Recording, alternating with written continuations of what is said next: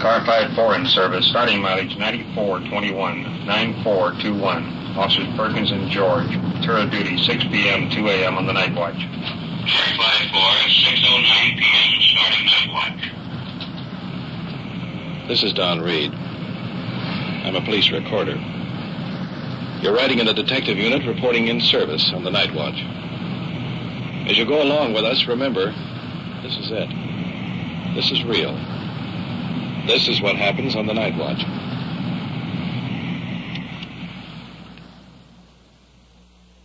Nightwatch, the actual on-the-scene report of your police force in action. There are no actors. There is no script. Every voice, every sound is authentic. The investigations are recorded as they actually occur. Nightwatch is presented with the cooperation of the Police Department of Culver City, California. W.N. Hildebrand, Chief. We switch you now to Car 5-4 on patrol and to Police Recorder Don Reed. It's 6:09 p.m., and we're just starting out patrol on the night watch. By the way, Don, I think we'd better keep in pretty close touch with Control 1 tonight. Anything cooking? I don't want to jinx anything by saying too much, but do you remember that holdup we had in the market last week? Yeah, we got one suspect, and the other fellow flew the coop. So? Well, Warden Walter is still working on that case, and we might get some action before the night's over with. By the way, you got a cigarette? I thought she quit smoking. Well, you know how it is. Control 1 to 5-4. Contact the officer at Gunnison Sterling Way, holding a shoplifting suspect. 6:11 p.m. 5-4, 10-4. All right, you've just heard that call. I should judge. We're taking off now. I should judge we're just a block or two away, actually, from where this call has been reported. Now, we have nothing further than just what you heard over the air, that a shoplifting suspect is being held, apparently by one of our officers. We're not very far away. We're coming right into a business section.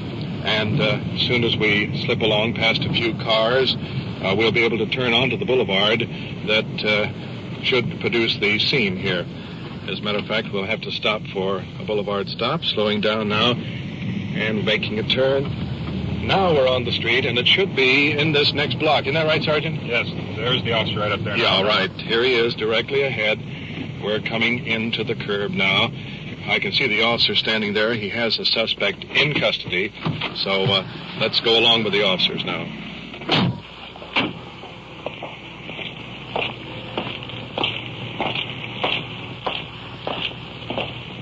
Officer Cameron, what happened up here? Well, I was walking beat when I walked past Grants. The manager came out and talked to me and says that one of his sales lady observed this woman placing 15 shirts in a paper bag. And when the woman noticed that she was spotted, she immediately placed the shirts back and started out. However, the manager talked to me and pointed out the woman, and I stopped her, and after interrogation, I called you. Is that the woman over there? Yes, it is. Let's go over and talk to her. I can see the shoplifting suspect standing in the archway of this store in custody of another officer, and she's dressed in a short-sleeved sweater with a light blue skirt. As I'm entering this alcove, I have the feeling I'm talking in a tunnel. Well, now, here's the picture. The suspect is unusually nervous and has a strange blank stare, almost as if she were looking at you, but she didn't see you. Now, the sergeant is questioning her about shoplifting 15 shirts. But I can tell by the expression on his face, there's something wrong here. I don't know. That's why I put them back. Have you ever been arrested before? Yes, I have. I don't know what it was. It said offering or soliciting or what. I don't know, but one or the other. Just one. I noticed that you have some marks on your arms there. What are they from? I fell about 2 weeks ago. What about this scar on this arm over here? I don't know what that scar is. Have you ever used narcotics of any kind? No, I haven't. Have you ever been arrested for narcotics? No, I haven't. No. It's very similar. I noticed on this one here, and I noticed a little mark up here. That is where I fell. This scar is comparatively new. That's where I picked it. I fell. 2 marks in there in addition to the scar. No, sir, they're not no marks. It's where I fell and scratched my arm on the How about fence. this one right here? I don't know what that is. I guess it's just a pimple like over here on this other one. Well, there's 2 little points right on that one there. It's the The skin of it is there. It's not a pin mark. See there? I think that you're going to have to be held on a narcotics charge until we can have this checked.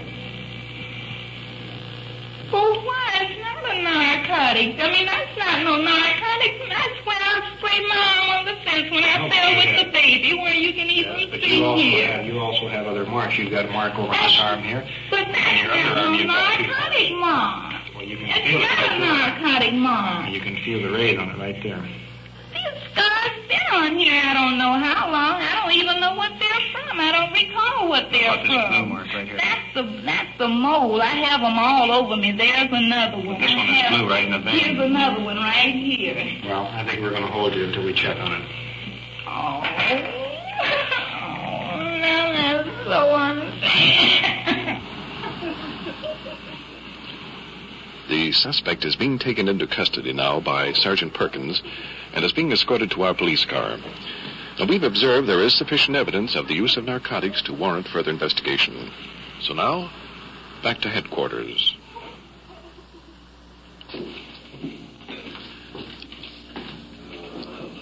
I am speaking now from the Detective Bureau in Police Headquarters. And Sergeant Perkins has already explained to Lieutenant Conlon, Chief of Detectives, the circumstances regarding the arrest.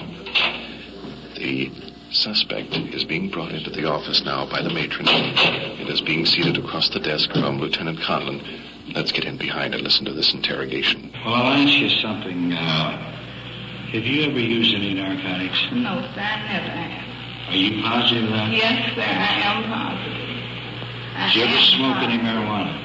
Yes, I have. You smoke marijuana? Yes, I have. About how many sticks did you smoke a week? Maybe 2. 2? That's the most that I recall. Did you ever feel like that you would like to go to something a little bit heavier than marijuana? No. Do you mind if I look at your arms? No, sir, I don't. You see this snake that runs from here down to here? Mm-hmm. What caused that? See No, here? just here. Right here. There's a continuous snake that runs all the way down your arm on this main line down here. Here's a bruise spot here. That's the most. What caused this? I don't know. At different times I've hurt myself, that's all. And you mean to tell me this is caused from a cut? I have proof. That's nothing stuck in me. I know that you have smoked marijuana, which you told me you smoked marijuana. Yes, sir. And there is every reason in the world to believe that you have graduated to H. I see it is. And you don't know what caused this scar here. I don't know if I scratched myself at some time or something. It's been a long time ago. I know that whenever it happened. I haven't had anything on there recently. How many people do you know that smoke marijuana now? Tell me the truth now. I'm thinking. I mean, did I actually know? Did I know that smoke marijuana? Maybe 5 or 6. What do you think, Lieutenant Conlon? Well, I think that she's definitely addicted to narcotics. Her arms show so. She has a snake that runs about 6 inches through the main part of her arm, and she has one in the bend of her arm near the main line, which indicates to me that she is a user of narcotics of some form or other. Okay, well, shall we take her down and book her on narcotics? Yeah, take her down and book her for an addict, 11721 of the H&S code, and see that she's booked and searched by the matron. Okay, we'll do it, Lieutenant. Well, policewoman Pinkston is taking the suspect out of the office and down to the booking desk. Well, what happens now, Sergeant? You know, Don, we can get help for her if she wants it. But if she doesn't, well, it's her life.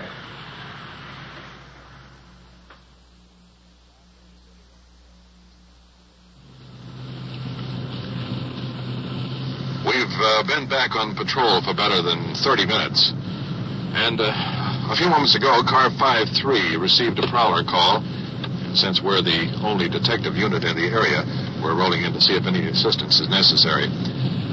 The only information we have is, of course, that radio transmission which said that there's a prowler on the north side of the building. We don't have anything further at all on that. Incidentally, we're approaching the area now. Sergeant just cut the lights, just in case. There's our uniform car directly ahead. And looking over, the two officers have a suspect in custody. Everything seems to be pretty much under control. Now, let's get out and check this out with the officers. Out of the car. The suspect is well-dressed. However, now that I get a closer look at him, it appears that he's been walking on his hands and knees. And incidentally, the entire left side of his body is bent way over to one side. Frankly, it's difficult to see how he remains standing. Officer George and his partner are questioning the suspect. Let's move in a little closer. Don't live no place, sir, but I am staying at the hotel. So you live at the hotel now? No, sir, I do not. Tonight I do. Yes, sir. Well, that's what I mean. Yes, sir. What are you doing around those apartments back there, a couple blocks back? Wandering around behind them. I don't believe I was, sir, but if you say I was, you have it. The situation your way, is obvious. The suspect appears to be under the influence and is listening to the port side, I'd say about 30 degrees. Consequently, when he tried to walk down the street, he wound up going up someone's driveway in the dark, bumping the sides of buildings. Result, a prowler call. What have you been drinking?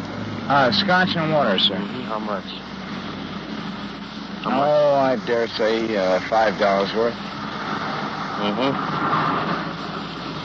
Well, as far as I'm concerned, he's in no condition to take care of himself. Definitely. Suppose he get in the police car. Right, sir. But why make... Because you're under the influence of alcohol in public. May I go home and not have it, May I get up tomorrow and not have it... Personally, I don't think you can make it home. The way you're walking, the way you're standing... I'll tell you what. You see this line right here? Yes, sir. See this line? Yes, sir. Can you walk down it like this? Put your heel to your toe just like that and walk straight down it like I'm doing? I'll try, sir. All right, try that until I tell you to stop. I dare say I won't be able to do it. Well, go ahead and give it a whack. Well, I'll give it a try. I know in advance I shan't be able to do it, sir. Okay. Arrest me. Do this, then. Put your... This business, maybe I can do that. But if you're going to arrest me, I'm sorry. Well, we're sorry, too. Suppose you get in the police car. All right. That more or less speaks for itself. The suspect is under arrest and is being placed in Unit 5-3. So, let's get back to our car and continue patrol on the night watch.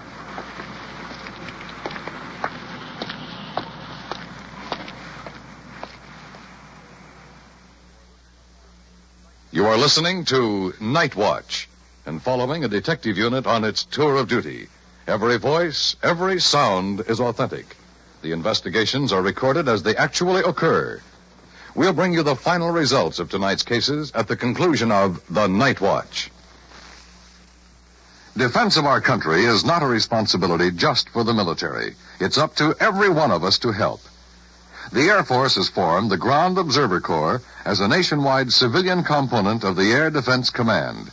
Sign up to become a Ground Observer Corps volunteer in your locality. Write or telephone your nearest Civil Defense Center. Now we switch you back to police headquarters and police recorder Don Reed.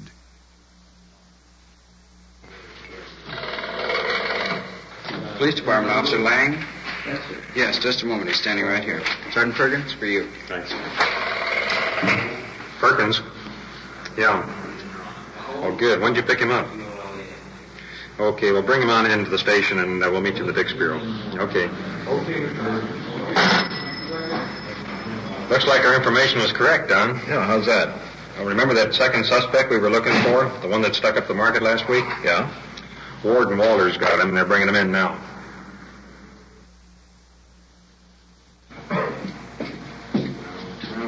It's 11:40 p.m., almost an hour since we received that phone call. We're located now in the Detective Bureau here at headquarters. In just a few moments, the 211 suspect we were referring to will be brought into the office. Incidentally, 211 in police terminology means armed robbery. It'll be a moment or two, so let me fill you in on the picture. Last week, 2 men held up a market.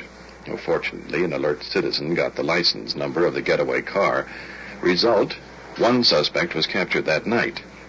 That was last week, you may remember. However, the second suspect, or the older one of the pair, managed to escape arrest when the 2 split up that night. He went into hiding, and when he became confident that he had made a clean getaway, the suspect returned to his old haunts, trying to find his partner. Well, that's where he made his mistake, because tonight he walked into the arms of 2 detectives. The prisoner is being brought into the room now by Detective Walter.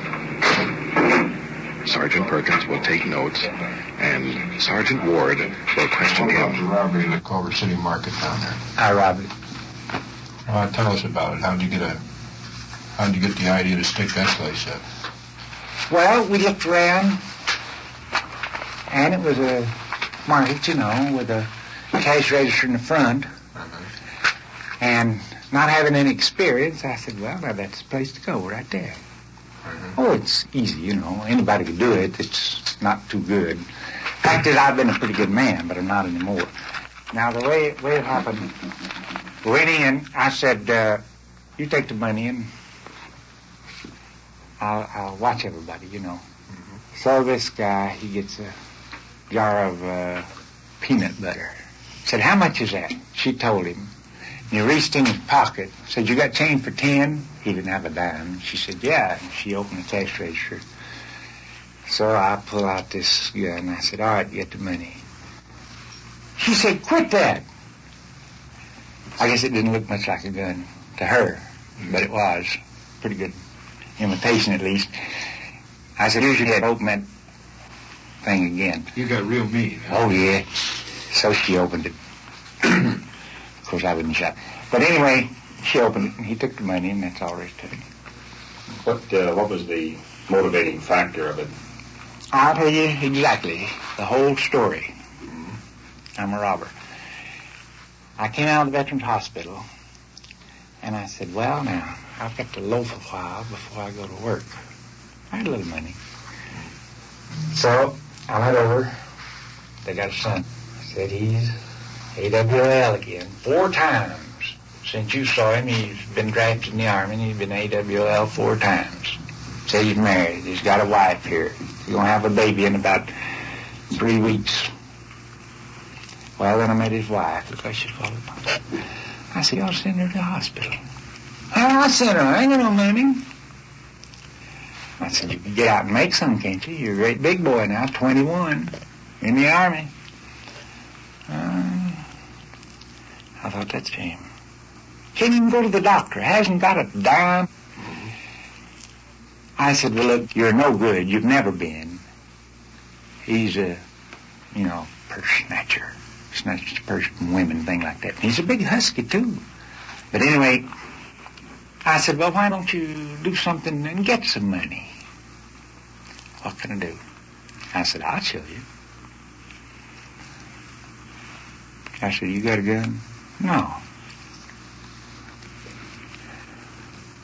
I said, I'll go get one.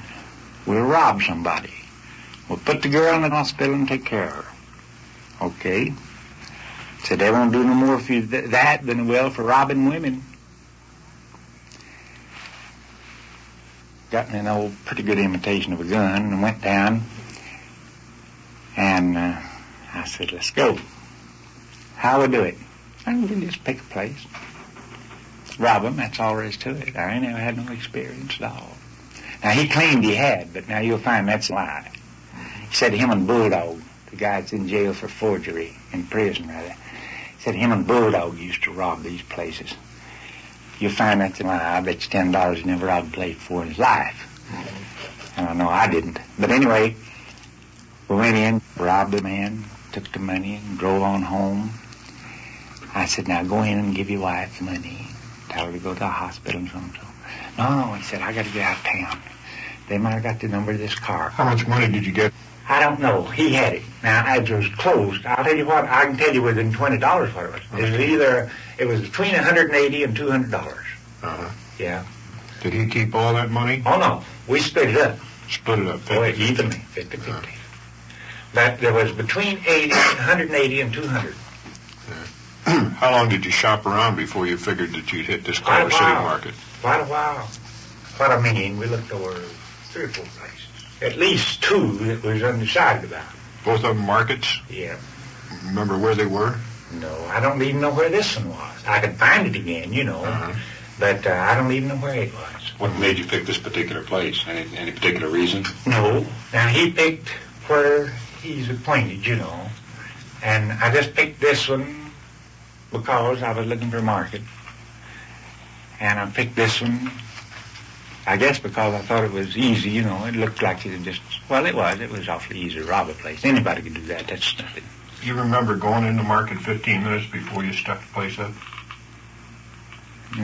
We went in there. It wasn't 15 minutes or something. I'd say half an hour before. Yeah, I went in there and he bought some chewing gum. What were you doing then? Sort of casing the place? Sure, looking over. Uh-huh.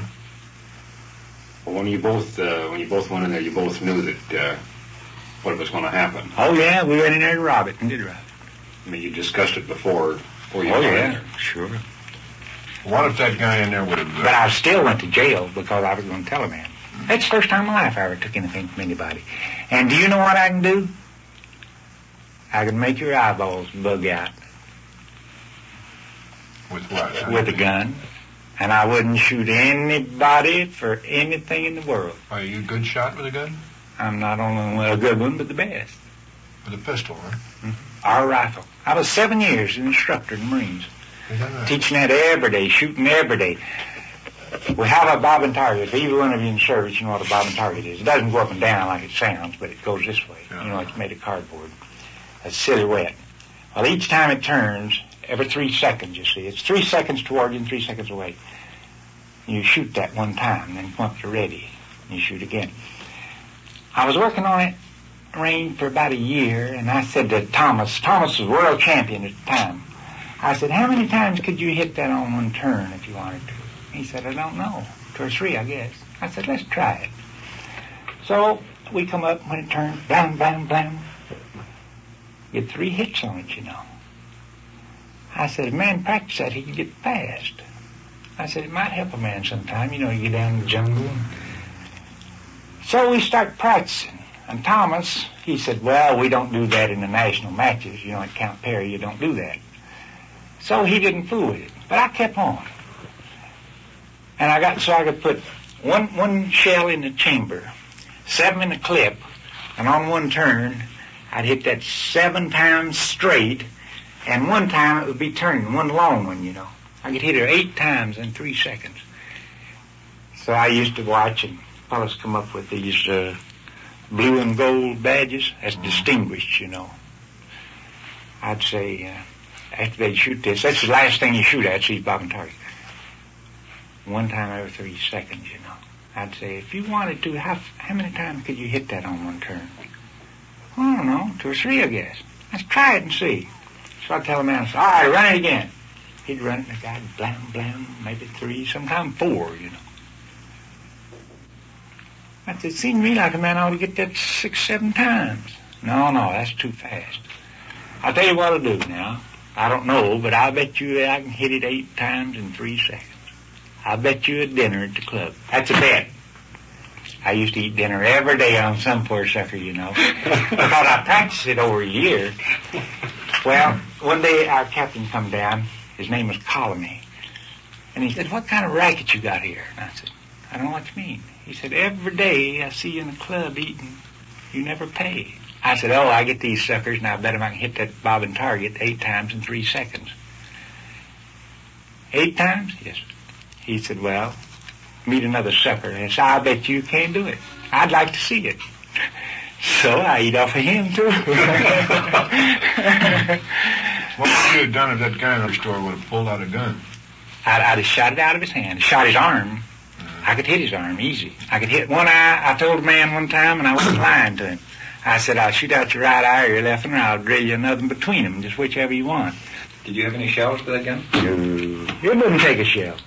Well, now, wait just a second. You said this man had pulled a gun on you. You'd have shot the gun out of his hand. How could you... Yeah, I'd have hollered bang, bang. Hey, now listen, fellas. I'm going to plead guilty to robbing the man, please.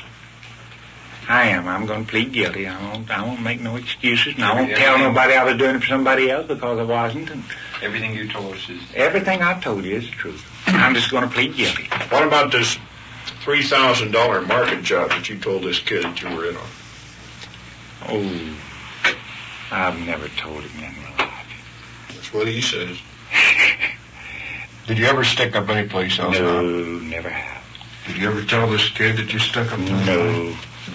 No, he was the one that was sticking up, and I told you. I said, I bet you $10 he'd never stuck up a place in his life. He was green as I was, greener. When you bought this gun, did you have any intention of using it for... That was what I was going to do with it. You fully intended to Oh, yeah. Well, you bought the gun after you met this kid or before? Mm-hmm. After you met him? Yeah. After we'd planned to rob this place. Some place, not this one. Just rob a place. Okay, we'll take him back and lock him up for the night then. Right. I'm sorry I caused you guys some trouble, but... That's all right. We get paid for it.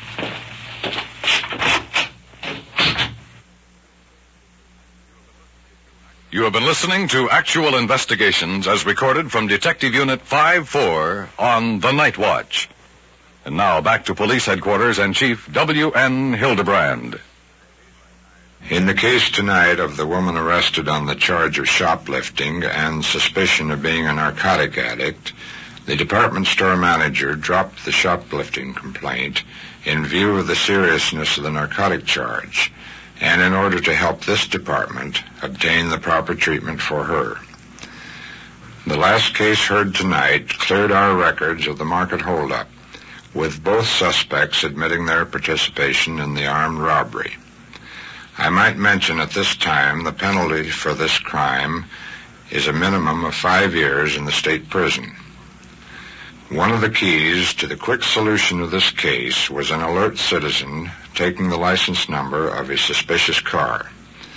Given this information, our Detective Bureau under Lieutenant Bob Conlon followed the trail for over a week before finally locating and arresting the second suspect. Our city presents a difficult problem of police work because of our geographical location. We are located in the heart of a large metropolitan area. My department is cooperating to bring you the on-the-scene action of the Night Watch to show you the important part that you as a citizen can play in keeping your police department an effective organization. If through this program we can further that cause, then our efforts will be well rewarded. Thank you, Chief Hildebrand. You have just heard on-the-scene reports of your police force in action. Every voice, every sound has been real. Night Watch, brought to you through the cooperation of your police department of Culver City, California, is produced by Sterling Tracy and Jim Hadlock, with technical advice by Sergeant Ron Perkins, and described in the field by police recorder Don Reed.